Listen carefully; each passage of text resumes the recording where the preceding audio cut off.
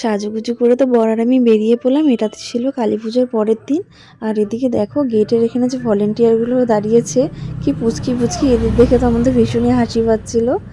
তো যাই হোক, তারপরে মণ্ডপের ভিতর ঢুকে গেলাম। মণ্ডপটি ভীষণই সুন্দর করেছিল। এখানে হচ্ছে সব বেতের জিনিস দিয়ে তৈরি করেছিল, খুব সুন্দর হয়েছিল। তারপরে এই যে আমি একটু ঢং করছিলাম, এই যে এই ভাইগুলোর সাথে এসেছিলাম, এই যে দুজন ভাই, এই পাশে দুজন ভাই, আর এই যে আমার বর। তো তারপর আরেকটা মণ্ডপে চলে আসলাম। তো এখানেও খুব সুন্দর করেছিল। এখানে বুদ্ধ ঠাকুর দিয়ে কিছু একটা করেছিল। তো এখানে প্রচণ্ড ভিড় হয়েছিল।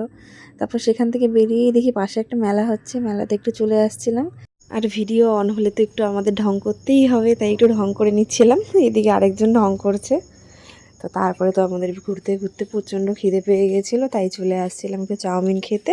চাউমিন খেয়ে তারপর পাশে একটা দোকানে দেখো এরকমভাবে ডিম সিদ্ধ বিক্রি হচ্ছিলো, তাই বর এখন ডিম সিদ্ধ নিয়েছিল, আমি একটু ভাগ বসালাম। তারপর একটু আইসক্রিমও খেয়ে নিলাম।